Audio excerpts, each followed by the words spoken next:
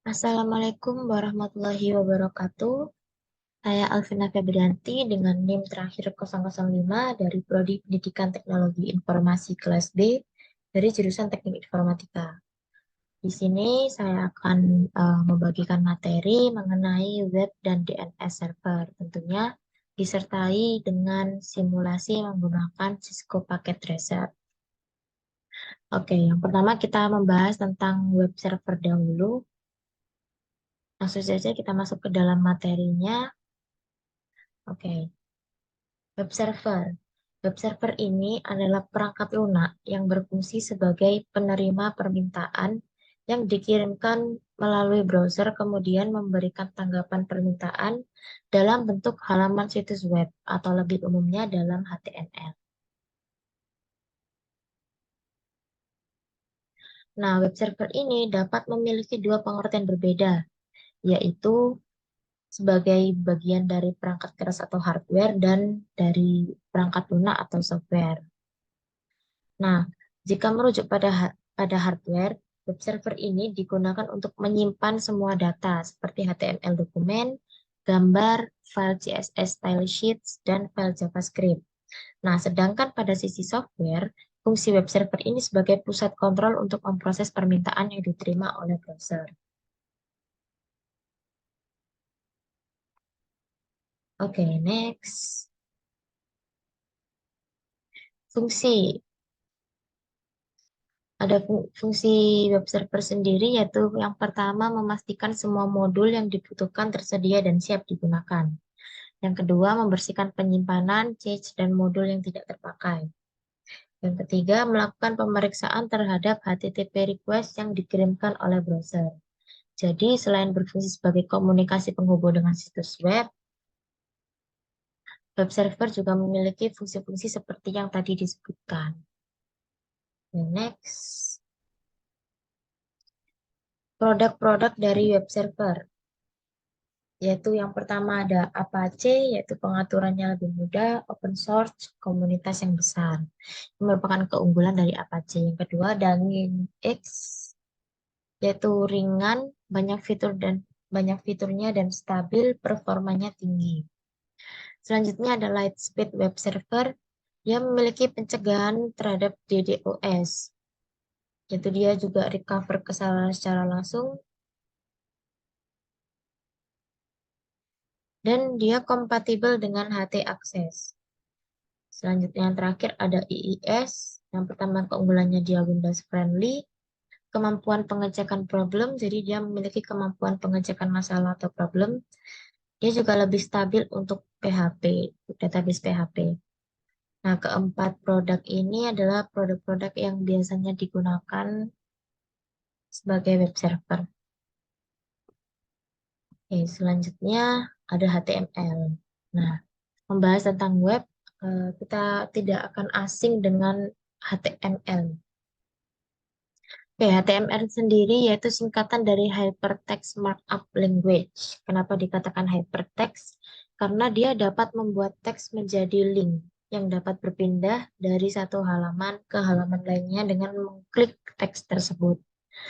Selanjutnya markup language. Kenapa dia dikatakan markup? Karena bahasa HTML ini menggunakan tanda atau mark untuk menandai bagian-bagian dari teks. Nah, tanda ini dikenal sebagai HTML tag. Selanjutnya masuk dalam HTTP dan HTTPS. Nah, HTTP ini merupakan singkatan dari Hypertext Transfer Protocol. Sedangkan HTTPS yaitu Hypertext Transfer Protocol, S-nya ini secure ya, jadi ada keamanannya. Apabila dikatakan apa bedanya HTTP dan HTTPS, yaitu ini perbedaannya terletak pada tingkat keamanan data. Kalau HTTPS ini dia memiliki jaminan perlindungan keamanan data yang lebih baik melalui metode enkripsi yang diimplementasikan pada setiap data yang akan dikirim. Jadi, risiko akan serangan hacker ataupun virus dapat diminimalisir, sedangkan HTTP ini dia tidak memiliki keamanan. Perbedaannya hanya di situ. Nah, membahas tentang pengertiannya, HTTP ini adalah protokol untuk komunikasi data antara klien dan server.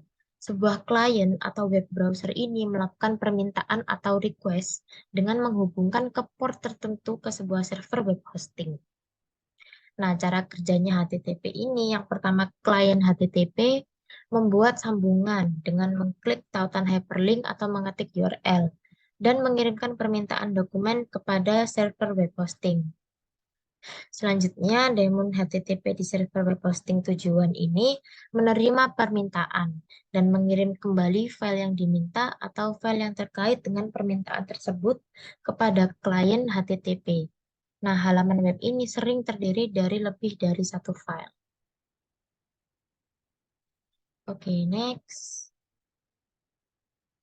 Nah, cara kerja HTTPS dengan HTTP ini tidak jauh berbeda ya. Hanya pada bagian validasi HTTPS yang digunakan website, apakah valid atau tidak, secure atau tidak, aman atau tidak. Nah, proses ini dinamakan dengan SSL handshake. Apabila valid, website akan menampilkan HTTPS titik dua slash dua kali dengan gembok hijau atau nama perusahaan website.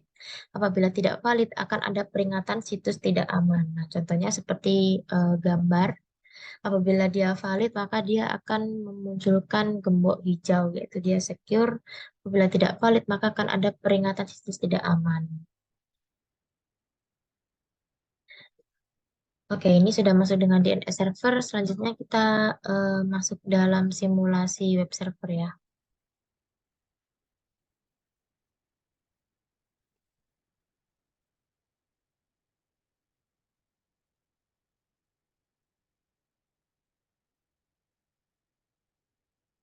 Oke, ini di sini saya sudah membuat skemanya untuk web server sendiri, simulasinya.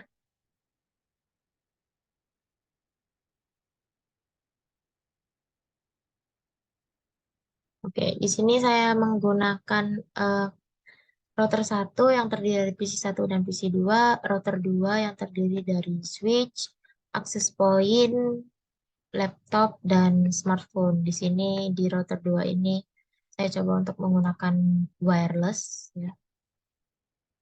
Dan juga di router 2 ini saya coba menggunakan DHCP, DHCP server. Jadi IP-nya laptop dan smartphone ini akan otomatis. Lalu selanjutnya di router 3 ini ada DNS server, nanti sambungan dari simulasi DNS-nya, dan juga ini ada web server dan juga FTP server. Oke, ini skema yang sudah saya buat. Oke, di sini seperti biasa di PC 1, IP-nya saya gunakan 1, dan ini slash 26, dan gateway-nya 32 dengan DNS-nya 331. Dan PC 2, ini IP-nya 65 slash 26 dan gateway-nya 126. Di router ini push Ethernet-nya sudah saya setting. Oke, di router 2 juga. Ini saya pakai gateway-nya 254 slash-nya slash 25. Oke,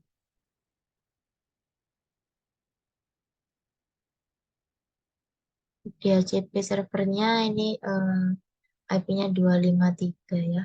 Slash 25 dan layanan DHCP-nya layanan DHCP-nya saya IP-nya start from 128, subnet masknya 28 slash 25. Oke, oke, dilihat di laptop IP-nya sudah menggunakan DHCP dan IP-nya 129 ya. Juga di smartphone IP-nya sudah DHCP 130. Oke, sudah. Untuk DNS-nya ini saya coba IP-nya 331, 333 dengan gateway-nya 33. Ya, untuk web server sendiri, saya coba IP-nya ini 43. Dengan gateway-nya 43.3. Oke, seperti di router ya. Ini sudah saya setting. Oke. Dan ini saya juga ada satu lagi. Nah, ini nyambung di pas Ethernet 4. Dia IP-nya 53. Akan nyambung di FTP. Ini di FTP. FTP server IP-nya 53.1 dan gateway-nya 53.3. Oke. Oke, yang pertama. Yang pertama kita nyalakan layanan HTTP di komputer web server di sini. Service di HTTP, oke ini sudah. Lalu kita edit di indeks HTML-nya ini. Nah, ini sudah saya edit ya. Jadi ini nanti akan ada tulisan selamat datang di official web.com jaringan komputer. Web ini ada percobaan. Nah, berikut ini link terkait Cisco yang nanti ada muncul ini nanti. eh, Lalu di save dan yes. Oke. Oke, selanjutnya pada PC 1 dan laptop. PC 1 dahulu. PC 1 buka aplikasi web browser. Oke, jalankan URL 43. Jalankan URL-nya web server ini tadi ya. Web server ini tadi kan IP-nya 43.1. Oke. Kita jalankan di PC 1. Ini http titik dua slash slash 434343.1 lalu go. Oke, nah ini sudah berhasil. Apabila sudah ada selamat datang di official web.com, nah ini berarti sudah berhasil. PC 1 sudah nyambung di web server. Oke, ini PC 1 sudah berhasil. Kita coba di laptop web browser ya. http titik dua slash 434343.1. Go. Nah, ini juga sudah berhasil. Cisco Packet Tracer, selamat datang di official web.com jaringan komputer. Oke, ini sudah bisa. Oke, perlu diketahui kita harus ngecek jalan-jalannya ini karena ini di sini saya pakai RIP, jadi secara otomatis dia ada jalannya seperti penggabungan dari eh, materi-materi yang sebelumnya. Untuk routernya ini saya pakai RIP semua. Ini saya pakai wireless. Oke, seperti itu. Kita coba di PC 2 untuk web browsernya.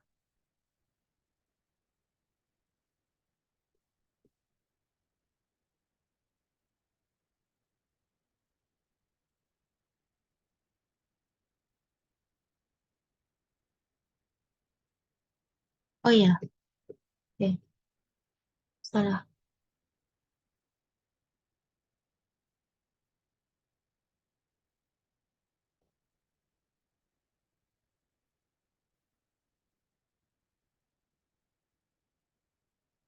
Oke, PC 2 juga sudah bisa. Di smartphone,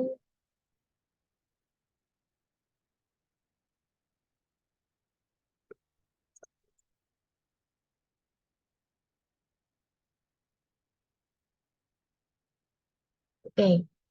Dari PC 1, PC 2, laptop, dan smartphone sudah menyambung ke web server.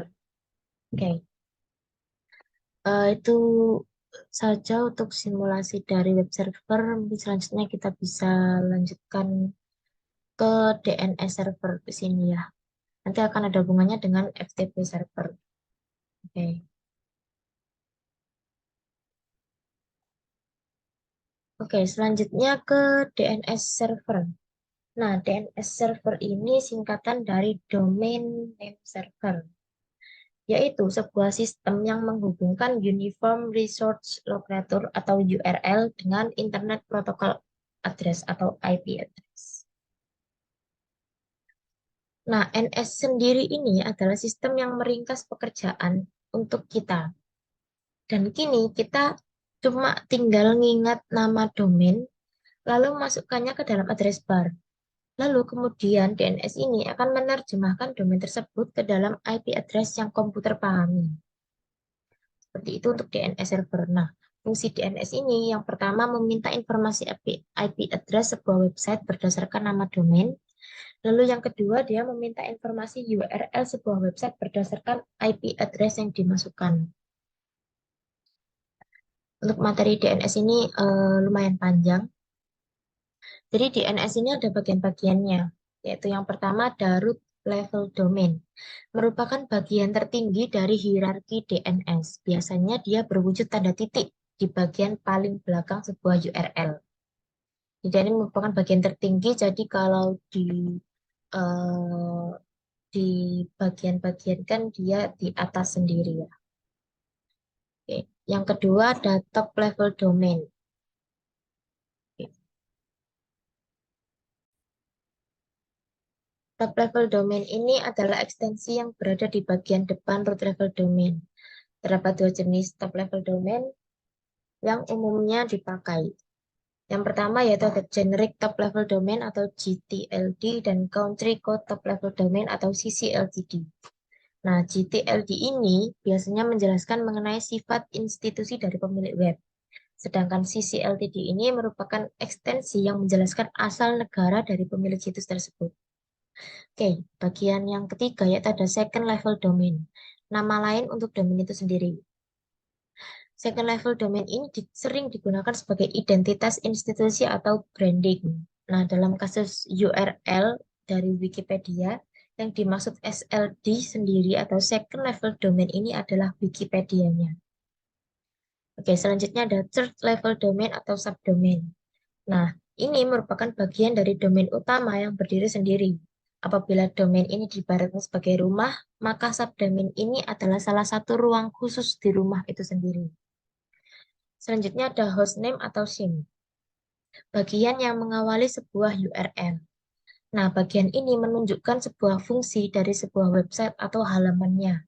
Contoh yang paling banyak digunakan yaitu HTTPS atau Hypertext Transfer Protocol Secure.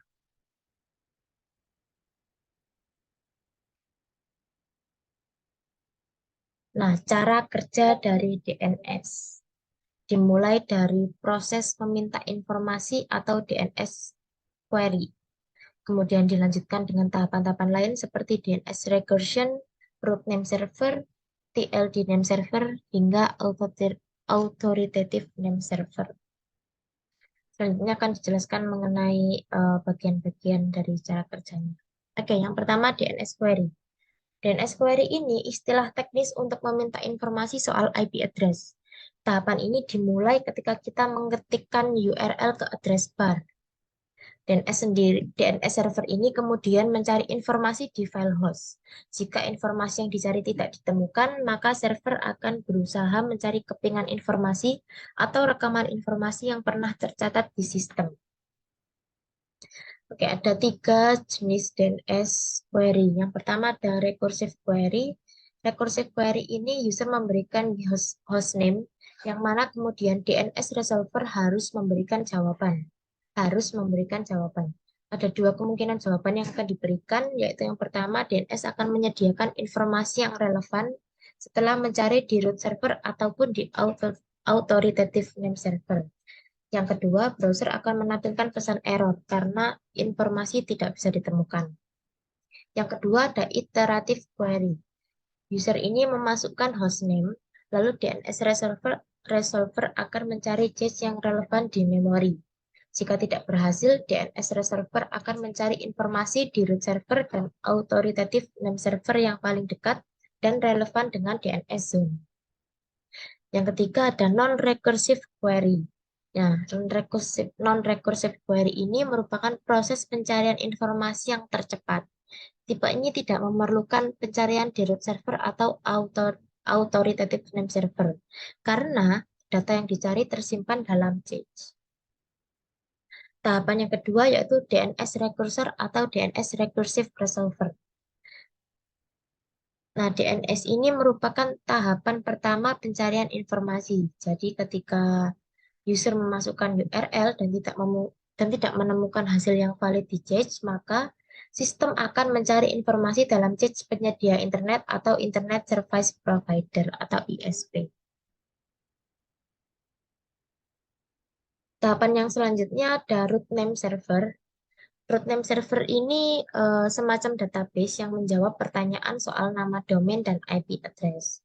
Nah, katakanlah informasi yang kita cari ini tidak bisa ditemukan di ISP. Maka kemudian sistem akan mencari informasi yang kita butuhkan ini ke root name server ini. Nah, server ini tidak memiliki jawaban yang tepat untuk informasi yang dicari, tetapi root name server ini dapat meneruskan permintaan kita ke meneruskan permintaan informasi kita ke pihak yang lebih mengetahui.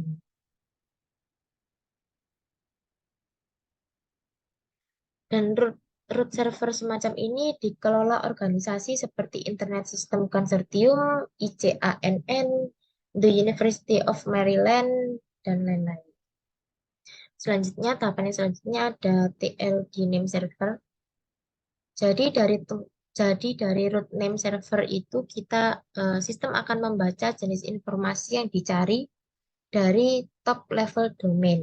TLD itu top level domain seperti .com, .org, .edu, .id atau .au dan sebagainya yang memiliki server yang spesifik.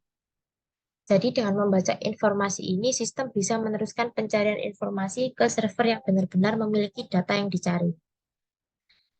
Bagian yang selanjutnya yaitu authoritative name server. Nah, setelah menemukan clue di mana server yang diinginkan, sampailah pada authoritative name server.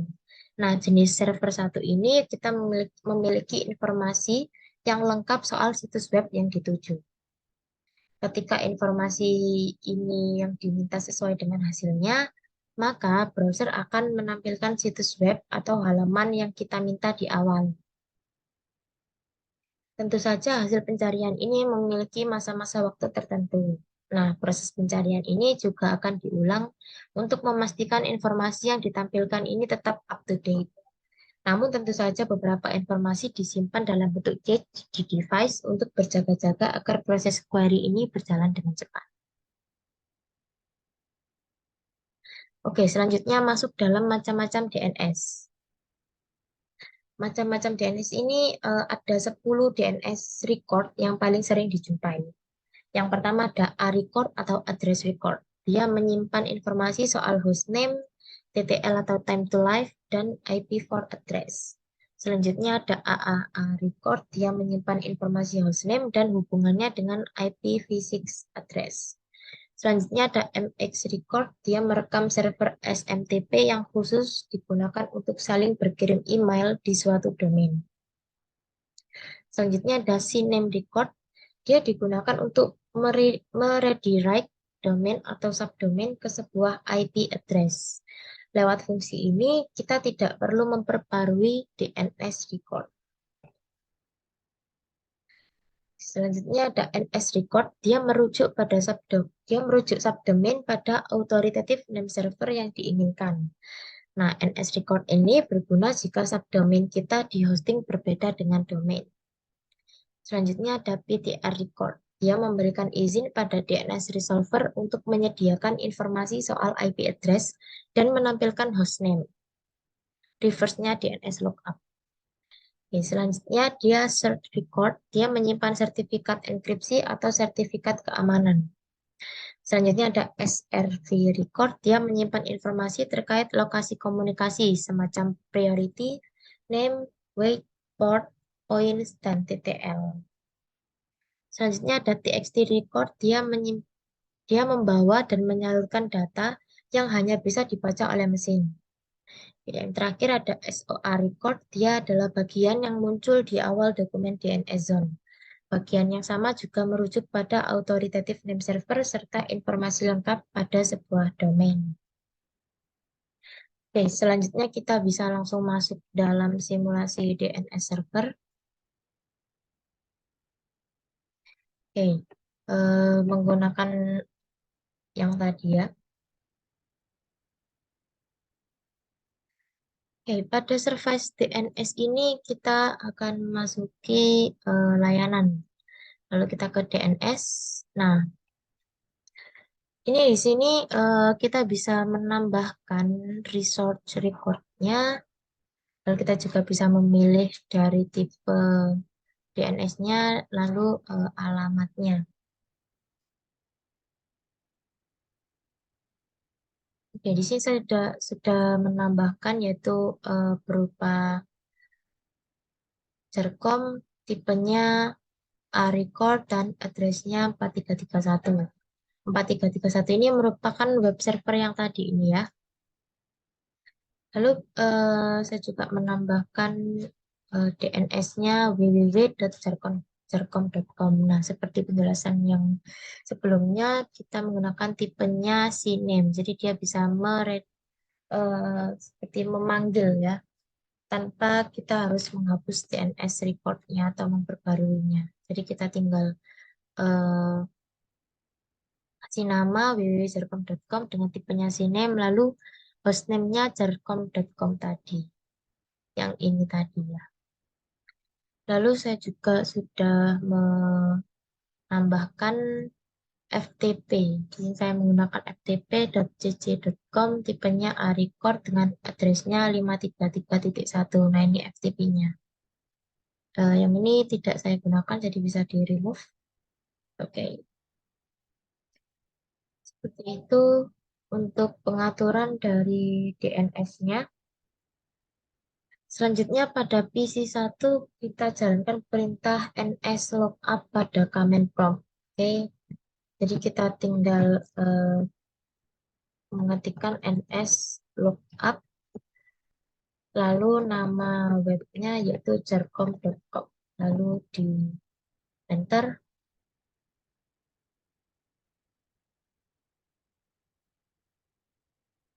Kita tunggu.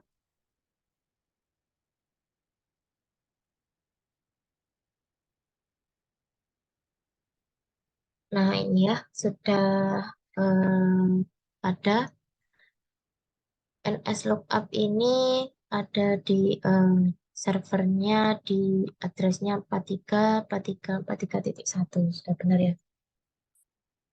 Oke, lalu kita coba juga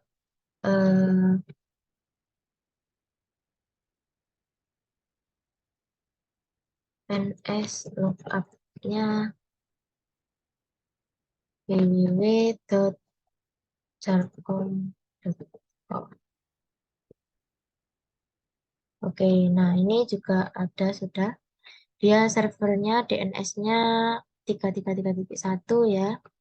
Dengan nama jarcom.com, dan dia aliasnya dari jarcom.com. Addressnya 4343.1. Jadi sama ya. Karena ini menggunakan CNAME, jadi dia bisa memanggil. Oke, untuk PC satunya ini sudah. Gunanya kita nslookup ini untuk mengetahui resolve domainnya. Oke, selanjutnya kita coba juga pada laptop yang menggunakan wireless. Di command prompt kita klikkan nslookup jarcom.com. Nah, oke, sudah ya. Nslookup jarcom.com. Oke, nslookup www.jarcom.com. Oke, ini juga sudah.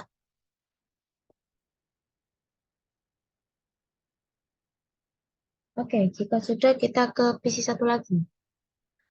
Kita ke PC satu, kita ke web browser. Nah, kali ini kita tidak menggunakan HTTP 43.1, tapi kita langsung menggunakan HTTP 2//jarcom.com. Jadi kita tidak lagi menggunakan IP-nya, tapi kita menggunakan namanya ya, http://jarcom.com. Aku, nah ini sudah muncul. Jadi kita tidak perlu menggunakan IP-nya lagi, tapi kita cukup langsung menggunakan HTTP-nya. Oke, ini sudah. Selanjutnya kita coba pada laptop juga.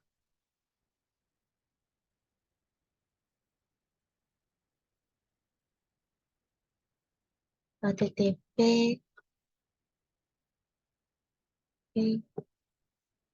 Telkom.com. Oke, ini juga sudah di PC 1 dan di laptop sudah ya. Untuk DNS servernya sudah coba manggil web servernya yang tadi. DNS-nya juga sudah bisa. Ya, ini jangan lupa di on kan ya, selalu untuk di on kan. Yang HTTP tadi juga sudah harus di on kan. Yang di FTP juga di on kan. Oke. Selanjutnya kita masuk di FTP. Kita coba divisi 1. Klik ketikkan ftp.cc.com. Ini ya. Trying to connect. Nah, ini.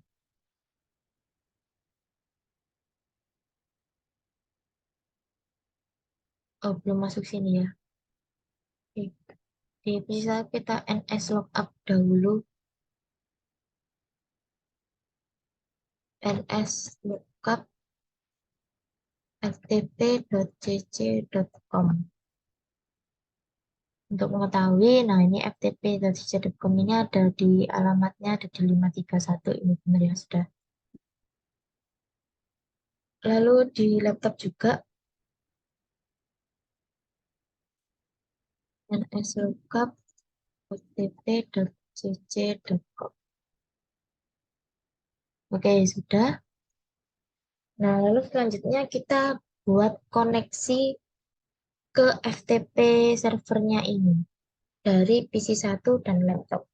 Membuat koneksinya seperti yang saya ketikkan tadi ya. Buat koneksinya yaitu kita ketikkan ftp spasi ftp.cc.com.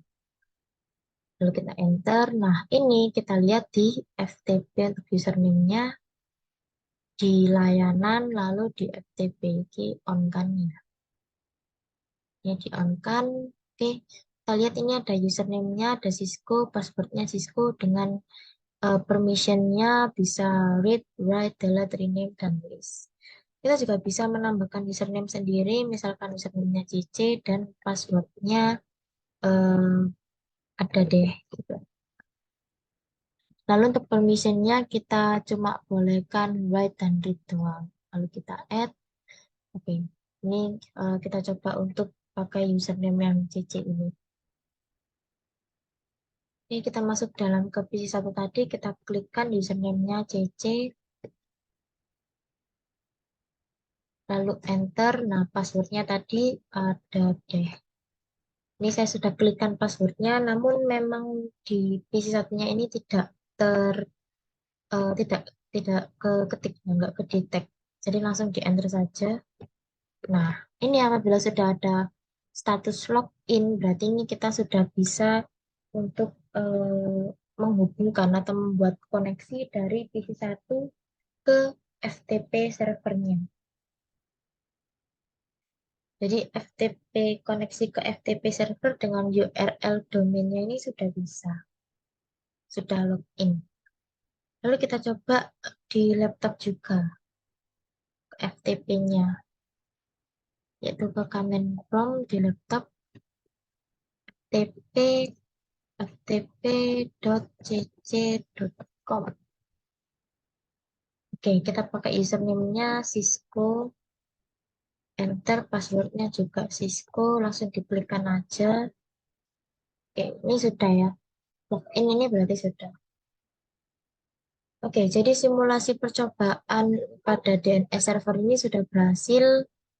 Yang perlu diingat adalah untuk selalu di-on-kan HTTP, DNS-nya, lalu juga FTP-nya ini harus selalu di-on-kan. Yang terpenting ini di DNS-nya, di DNS servernya ini di-on-kan, lalu kita bisa menambahkan resource reports-nya. Ini saya tambahkan sendiri tadi dengan detailnya ini seperti berikut. Ya. Lalu untuk di FTP-nya juga kita bisa menambahkan username sama passwordnya sendiri agar kita bisa mengakses mengakses file ini. Oke, Oke, itu saja dari simulasi dan materi saya mengenai web server dan DNS server. Jadi, kurang lebihnya apabila ada salah-salah kata saya mohon maaf. Terima kasih telah menonton video saya. Semoga bermanfaat. Wassalamualaikum warahmatullahi wabarakatuh.